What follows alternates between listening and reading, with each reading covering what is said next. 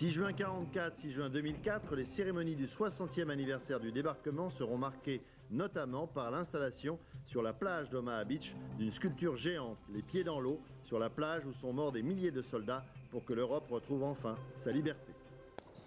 Cette année sera commémoré le 60e anniversaire du débarquement en Normandie le 6 juin 1944, 6 juin 2004. De multiples cérémonies sont prévues. Le chancelier allemand, M. Schröder, sera invité pour la première fois. Et sur l'une des plages du débarquement, à Omaha Beach précisément, seront installées 3 sculptures géantes symbolisant le vent de la liberté. C'est une artiste, Annie-Laure Banon, qui en est l'auteur. Ces sculptures sont actuellement en cours de fabrication à Cherbourg. Nicolas Lemarinier et Hervé Pozzo.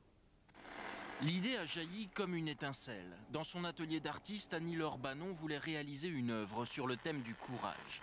Et naturellement, lui sont venus à l'esprit les hommes qui se sont battus sur les plages du débarquement. C'est un hommage à ces hommes, à la volonté qu'ils ont eue de se mettre en danger, de quitter leur territoire, leur liberté, pour aller défendre la liberté en danger d'autres peuples. Esquisses, maquettes se sont succédées pour donner naissance à un monument appelé Les Braves. 3 sculptures différentes qui se complètent.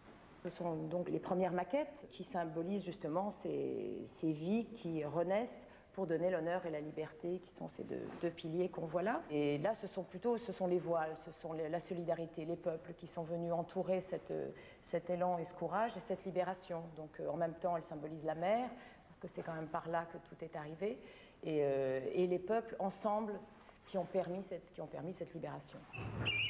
À 300 km de là, la petite commune de Saint-Laurent-sur-Mer, 180 habitants, possède une particularité. C'est ici que se trouve Omaha Beach. On a ici un devoir de mémoire qui est vraiment très important. Quand Annie-Laure Banon a proposé au maire d'installer ses sculptures sur cette plage historique, la réponse a tout de suite été oui. C'est vraiment la première fois que quelqu'un vient nous voir pour nous proposer ça.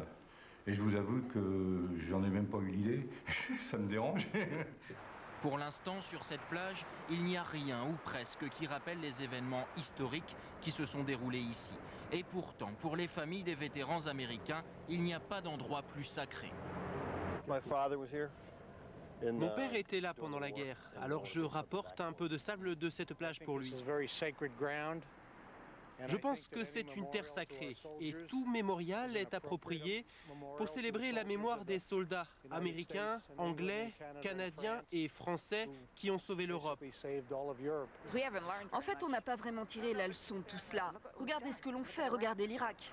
Voilà à quoi ressembleront les sculptures lorsqu'elles seront installées en mai à Omaha Beach, les pieds dans l'eau. 3 monuments de 10 mètres de haut chacun qu'il sera difficile d'éviter. Pour Annie-Laure Banon, ces sculptures doivent entretenir la mémoire du lieu. J'aimerais d'abord qu'elles se fondent, enfin qu'elles appartiennent à l'histoire, à ce qui s'est passé, donc qu'elles s'intègrent, comme si elles avaient un peu peut-être toujours été là. Et puis qu'elle rappelle que la mémoire continue de façon vivante, positive. Aujourd'hui, les monuments sont en cours de fabrication dans les chantiers navals de Cherbourg. Face à la taille et la complexité de l'œuvre, l'artiste a dû confier pour une fois la réalisation à des techniciens.